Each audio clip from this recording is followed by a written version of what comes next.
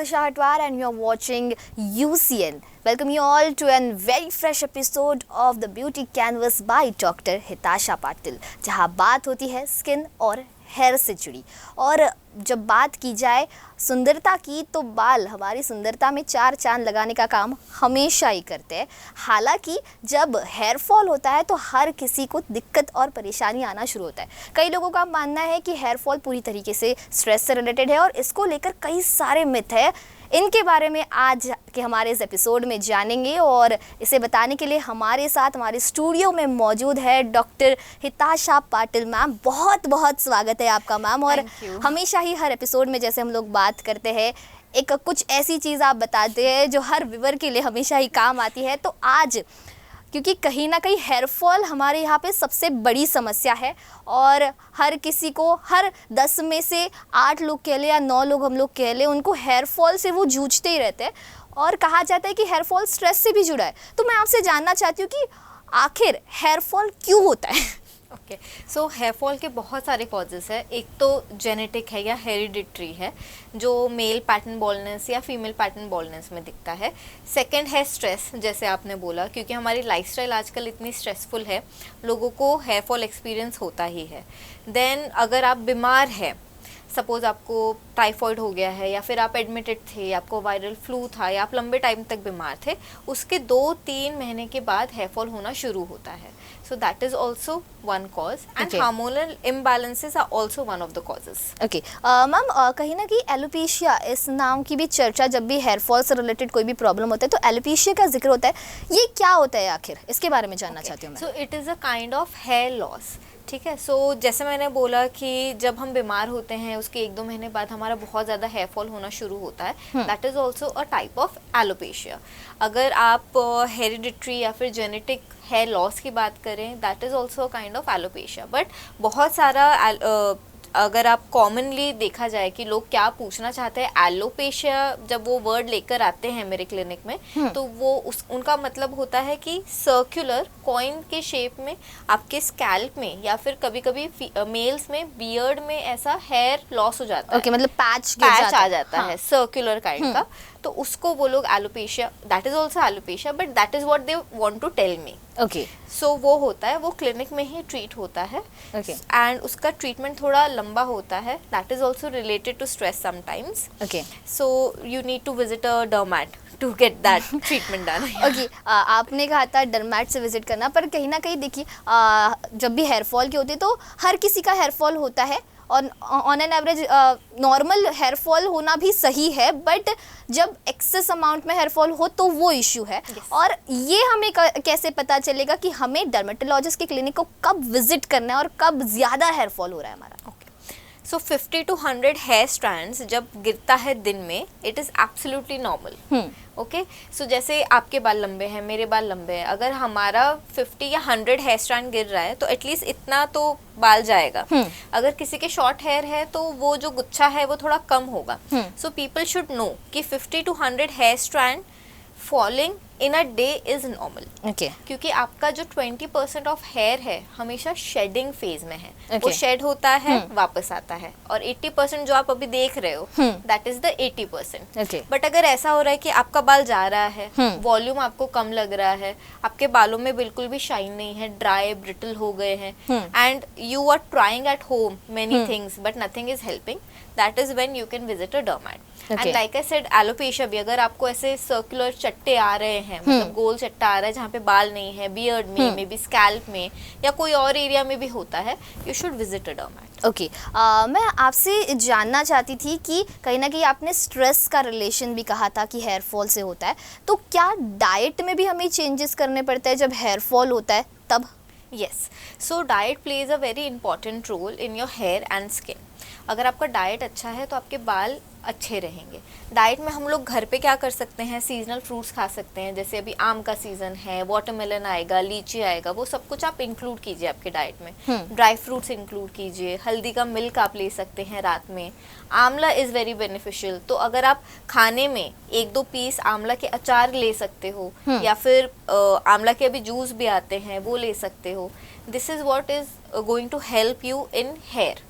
और हेयर के लिए very important is a protein rich diet also. Okay, तो अगर आप जिम जाते हैं, आप प्रोटीन ले रहे हो, तो आप देखोगे थोड़े दिनों के बाद their face and their hair seems good. हाँ. So that is the protein that they are taking. अगर आप नॉन वेजिटेरियन हैं तो आप चिकन ले सकते हैं, फिश ले सकते हैं। अगर आप वेजिटेरियन हैं तो sattu is a very rich source of protein. Tofu ले सकते हैं, स्प्राउट्स ले सकते हैं। तो प्रोटीन रिच डाइट पे आपको फोकस करना है। ओके, कहीं ना कहीं प्रोटीन रिच डाइट लेना है और सीजनल फ्रूट्स जो होते हैं उनका भी इंटेक ज़्यादा करना है ताकि हेयर फॉल कम हो जाएगा। बट कहीं ना कहीं जब एक्सेस अमाउंट में हेयर फॉल होता है तब डर्मेटोलॉजिस्ट के पास जाना ज़रूरी ही होता है। तो एज एन डर्मेटोलॉजिस्ट क्लिनिक में किस तरीके से ट्रीटमेंट किया जाता है उसके बारे में आप क्या बताएंगे? तो जब कोई मेरे पास हेयर फॉल का इशू लेकर आता है तो सबसे पहले उनका स्कैल्प चेक किया जाता है। उसमें अगर डैंड्रफ हो तो मोस्टली डैंड्रफ की वजह से ही हेयर फॉल हो रहा है। जैसे इमेजिन कि आप खेती कर रहे हो, खेती में आपको प्लांट्स लगाने हैं, बट अगर वो सॉइल ही अच्छा नहीं है तो प्लांट्स उगने नहीं वाला है। नो मैटर आप कितना भी फर्टिलाइजर डालो, कुछ भी करो, ठीक है। सो इमेजिन कि जो आपका स्कैल्प है वो सॉइल है और जो प्लांट है वो आपका हेयर है। तो जो एनवायरनमेंट है वो उसको अच्छा मिलना चाहिए। जैसे एनवायरनमेंट एक बार ठीक हो जाता है तो हेयर अपने आप अच्छा होने लगता है। तो फर्स्ट इज कुछ एनवायरनमेंट या स्कैल्प में कुछ खराब है क्या, डैंड्रफ है क्या, वी ट्रीट दैट। अगर ऐसा लग रहा है कि आप हम पूछते हैं, हिस्ट्री पूछते हैं कि आप बीमार थे क्या 6 महीना पहले, 2 महीना पहले, आप कोई टैबलेट्स ले रहे हो क्या, स्ट्रेस ज़्यादा है क्या, ये सब कुछ हम हिस्ट्री लेते हैं। उसके हिसाब से फिर we give you some tablets, that will be nutritional tablets mostly, जो आपके हेयर में जाएगा और काम करेगा। We give you some serums जो आप रात में लगा सकते हैं। अगर आपका फीमेल या मेल पैटर्न बॉल्डनेस है तो हम मिनॉक्सिडिल भी देते हैं। बहुत सारे लोगों को मिनॉक्सिडिल के बारे में पता होता है। हम वो देते हैं जिससे हेयर ग्रोथ बहुत अच्छा होता है। अपार्ट फ्रॉम दैट, अगर मुझे ऐसा लगता है कि 2-3 महीने में भी कुछ रिजल्ट ज़्यादा नहीं आ रहा है तो I recommend them some therapies that can be done in the clinic, which is PRP, GFC, mesotherapy. और अगर आपका ग्रेडिंग बहुत ज़्यादा है, मतलब पूरा ही बॉल्ड है अगर किसी मेल या फीमेल का स्कैल्प, तो हम उनको हेयर ट्रांसप्लांट भी रेकमेंड करते हैं। PRP और मेजोथेरेपी का आपने अभी जिक्र किया, ये आखिर किस तरीके से दी जाती है, इसके बारे में थोड़ी सी इन्फॉर्मेशन आपसे जानना चाहती हूँ। सो PRP is platelet rich plasma. ये कैसे बनता है? This is completely natural procedure. आपका ब्लड लिया जाता है, आपके ब्लड में कुछ ग्रोथ फैक्टर्स होते हैं, उसको हम निकालते हैं एक मशीन के थ्रू, एंड जो वो आपका ग्रोथ फैक्टर्स आते मिलते हैं हमको, वो हम डायरेक्टली आपके स्कैल्प में इंजेक्ट करते हैं। जब आप खाना खाते हो तो वो मेटाबोलाइज हो जाता है, मतलब वो आपके इंटेस्टाइन में जाता है, आपके ब्लड स्ट्रीम में जाता है और आपके वाइटल ऑर्गन्स को मिलता है। थोड़ा बहुत जो बच जाता है वो आपके स्किन और हेयर को मिलता है स्पेशली। तो आपका बेसिकली आपका हेयर भूखा है, ठीक है, उसको खाना नहीं मिल रहा है अच्छे से, तो वो जो खाना है वो हम डायरेक्टली स्कैल्प में डालते हैं ताकि उसको नरिशमेंट मिलता रहे। दैट इज PRP या फिर प्लाज्मा थेरेपी। मेजोथेरेपी में बस इतना ही फर्क है कि उसमें हम आपका ब्लड नहीं लेते हैं, वो एक सीरम बना हुआ होता है which is FDA approved and completely safe, वो डायरेक्टली हम आपके स्कैल्प में डालते हैं। इसके जो सेशंस होते हैं, मल्टीपल सेशंस लेने पड़ते हैं, उसके बाद आपको अच्छा फर्क दिखाई देता है। कहीं ना कहीं हेयर फॉल के जब भी जिक्र होता है तो हेयर ट्रांसप्लांट उसमें एक अच्छा ट्रीटमेंट कहा जाता है। कितना सच है और क्या बताएंगे आप इस बारे में? ठीक है, तो हेयर ट्रांसप्लांट सबके लिए नहीं है। हेयर ट्रांसप्लांट उन लोगों के लिए है जिनका हेयर रूट ही नहीं है। अगर आपका हेयर रूट इंटैक्ट है, मैं जब इन्वेस्टिगेट करती हूँ और आपका हेयर रूट इंटैक्ट है तो I recommend you these procedures like plasma therapy, GFC, mesotherapy. But अगर बिल्कुल ही बॉल्ड है, जैसे मेल्स में यहाँ पे और सामने से एंगल्स में बिल्कुल बाल नहीं होता है, तो हम ऐसे लोगों को हेयर ट्रांसप्लांट रेकमेंड करते हैं। हेयर ट्रांसप्लांट में जो आपका हेयर इंटैक्ट है, जैसे पीछे वाला हेयर इंटैक्ट है, चेस्ट का हेयर अगर इंटैक्ट है इन मेल्स, या बियर्ड का अच्छा हेयर है, हम वो हेयर रूट लेके, हेयर स्ट्रैंड लेके जहाँ पे बाल नहीं है वहाँ पे डाल देते हैं। So that is also natural. जब तक आपका बियर्ड या चेस्ट का हेयर या पीछे का हेयर रहेगा तब तक आपका ये वाला बाल भी टिकने वाला है। And it is very true that hair से ब्यूटी दिखती है। अगर किसी का हेयर अच्छा है तो वो अच्छा दिखता है, और अगर किसी का जैसे ये जो लाइन है, लाइक द हेयर लाइन अगर पीछे गया है, तो even if they are 25 they might look 30-35, they look older. So yes, hair transplant can be done in these situations. It is completely safe. So हम लोग फेलोशिप्स लेते हैं हेयर ट्रांसप्लांट सीखने के लिए।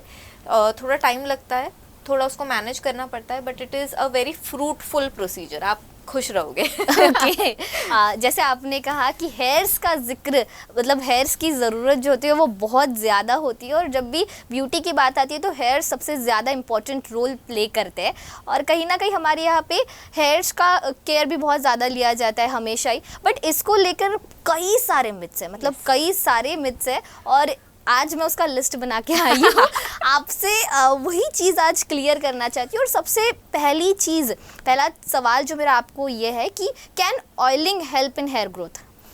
No, not really. This might be shocking, क्योंकि हम लोगों का आदत है इंडियन कल्चर में, मतलब दादी सबसे पहले तेल ही लगाती है। बाल झड़ रहे हैं पहले तेल लगा लो। yes. अभी कैसा है कि जो ऑयल का जो मॉलिक्यूल होता है वो थोड़ा बड़ा होता है, और जो हेयर फॉलिकल है उसका जो एंट्री है वो छोटी है, तो ऑयल सिर्फ बैठता है, अंदर ज़्यादा सीप नहीं होता है। तो oiling is very good for conditioning your hair, for frizz, for deep masking, but क्या वो ग्रोथ देगा? बहुत एक इक्के दुक्के ही ऑयल्स है जो आपको थोड़ा सा हेयर ग्रोथ देंगे, बट एज सच कुछ भी होने नहीं वाला है। और कहीं ना कहीं डैंड्रफ के टाइम पे ये कहा जाता है कि गरम सरसों का तेल वगैरह लगाने से डैंड्रफ कम हो जाता है, तो ये कितना सच है? So dandruff is a fungal infection. अगर फंगस आप देखोगे मॉइस्चर पे ज़्यादा ग्रो होता है या ऑयली चीज़ों पे ज़्यादा ग्रो होता है, वो उसको एनवायरनमेंट बहुत अच्छा मिल जाता है। तो I recommend to not oil at all if you have dandruff, क्योंकि वो ग्रो होगा उस पर, उससे वो ठीक नहीं होने वाला है। So do not oil when you have dandruff. Okay, और ये भी कहा जाता है कि ट्रिमिंग करने से हेयर की ग्रोथ होती है, कितना सच है ये? नहीं, ये भी बिल्कुल झूठ है। ट्रिमिंग से सिर्फ जो आपके स्प्लिट एंड्स है या फिर आपके हेयर ब्रिटल है वो कट हो जाएंगे, पर जो आपका अंदर से हेयर ग्रोथ आता है उसी फेज में बढ़ेगा और उतनी ही लेंथ में बढ़ेगा। It is not going to multiply. मतलब ये इतना कुछ सच फैक्ट नहीं है। आपसे ये भी जानना चाहती हूँ कि क्या 100 स्ट्रोक्स इंक्रीज हेयर ग्रोथ? हाँ, बहुत सारे लोग मेरे पास आते हैं कि हम लोग 100 स्ट्रोक करते हैं स्कैल्प पे हेयर ब्रश से, हाँ. तो इससे मेरा हेयर इंक्रीज हो जाएगा क्या? मतलब वॉल्यूम आएगा क्या, ग्रोथ आएगा क्या? नहीं, it will not. It will just stimulate your blood vessels may be a little bit, but कभी कभी हम इतने एग्रेसिव हो जाते हैं कि यहाँ पे छोटा छोटा हमको इंजरी हो जाता है, तो ये भी मत कीजिए please. If you want massage कर सकते हो आप। खाने के बाद भी कहा जाता है कि जैसे ही आप खाना खाते हो उसके बाद कंघी कर लेनी चाहिए, तो आपका हेयर ग्रोथ जो है वो और अच्छा हो जाएगा। नहीं नहीं नहीं, बिल्कुल भी नहीं। This is also a very big myth. Okay, कई लोगों को ये भी सवाल रहता है कि ज़्यादा अगर शैम्पू कर लिया तो बाल खराब हो जाते हैं, मतलब क्या शैम्पू रेगुलरली रोज़ किया जा सकता है? ऑफ कोर्स किया जा सकता है। बहुत सारे ऐसे मेल्स हैं जो रोज़ शैम्पू करते हैं and their hair is good. तो शैम्पू क्या है? शैम्पू सिर्फ आपके स्कैल्प को क्लीन करने का एक तरीका है, दैट्स इट। ना शैम्पू से हेयर ग्रोथ होगा, ना उससे हेयर फॉल रुकेगा, कुछ भी नहीं होगा। It is just for cleaning your scalp. तो अगर आपका स्कैल्प ऑयली है तो आप ज़्यादा शैम्पू कर सकते हो, अगर आपका स्कैल्प ड्राई है तो आप कम शैम्पू कीजिए। It is not going to harm you. Shampoo आप रोज़ भी कर सकते हो if you have the time. मैं आपसे ये जानना चाहती हूँ कि कहीं ना कहीं जब भी हेयर कलर की बात आती है तो कई लोगों को ऐसा लगता है कि कलर अगर हम लोग हेयर्स को लगा देंगे तो बाल पूरी तरीके से डैमेज हो जाएंगे, कितना सच है ये? ओके, सो कलरिंग से हेयर ड्राई हो सकता है, ब्रिटल हो सकता है, but it is not going to have immediate effect on hair fall. उसके वजह से डायरेक्टली नहीं होगा हेयर फॉल। तो क्या होता है कि हम कलर कर लेते हैं पर उसका हम लोग केयर इतना अच्छे से नहीं कर पाते। तो अगर आप डीप कंडीशनिंग करोगे, केयर करोगे, तो आपके बाल अच्छे रहेंगे। कलर से एक चीज़ मैंने ये देखी है कि बहुत कॉमनली कलर एलर्जीज के साथ लोग आते हैं। तो हमेशा आप पहले कलर करने के पहले एक पैच टेस्ट कीजिए, उसके बाद कलर योर हेयर। मतलब पहले टेस्ट करना ज़रूरी है, उसके बाद ही अप्लाई करना चाहिए। मैं आपसे ये जानना चाहती हूँ कि कई बार जब भी ग्रे हेयर्स दिखते हैं तो लोग उसे सबसे पहले प्लग कर देते, पहले निकाल देते, ये सही है या नहीं? वैसे तो अगर आप प्लग करके निकालते हो तो इट्स ओके, ये इंक्रीज नहीं होने वाले। बहुत लोगों को ये भी मिथ होता है कि एक निकालेंगे तो 10 और आ जाएंगे। नहीं लोगों का नहीं, आप लोग वो निकाल सकते हो, but be very gentle and उसको हमेशा नहीं करना है, क्योंकि वो आपका जो हेयर रूट का जो स्पेस है उसको डैमेज कर सकता है। So don't do it. You can colour it या फिर you can just keep it like that. आजकल कितने सारे लोग लगते हैं, अच्छे भी लगते हैं। इनफैक्ट वो ट्रेंड भी चल रहा है काफ़ी। मैं आपसे ये भी जानना चाहती हूँ कि कहीं ना कि योगा को भी हेयर से कनेक्ट किया जाता है। कई बार लोग कहते हैं कि योगा करने से हेयर फॉल जो है वो कम हो जाता है, या फिर बाल घने होते हैं, बाल काले होते हैं, ये कितना सच है? ठीक है, सो बहुत लोगों को मैंने देखा है, वो मुझे बोलते हैं कि मैं तो ये रोज़ करता हूँ या करती हूँ और मेरे बाल काले घने अच्छे रहते हैं। It is not true. Specially ये करने से तो आपका ग्रोथ ज़्यादा नहीं होगा, ना ही आपके बाल काले होंगे। बट येस, अगर स्ट्रेस है और आप स्ट्रेस योगा के थ्रू मैनेज कर रहे हो तो आपका हेयर फॉल थोड़ा कम हो सकता है। ओके, क्योंकि कहीं ना कहीं हेयर फॉल बहुत ज़्यादा कॉमन समस्या है हमारे यहाँ पे, और हेयर्स को लेकर लोग काफ़ी ज़्यादा पॉजिटिव भी रहते हैं। तो सारे यूसियन के व्यूवर्स को आप क्या एक स्पेशल टिप दोगे, हेल्दी टिप दोगे हेयर्स को अपने हेल्दी रखने के लिए? Okay, so I would say कि try to manage your stress, try to reduce your stress, क्योंकि इट्स अ विशियस साइकिल। आप स्ट्रेस में जाते हो, आपका हेयर फॉल होता है, आपको हेयर फॉल की वजह से स्ट्रेस होता है और ज़्यादा हेयर फॉल होता है।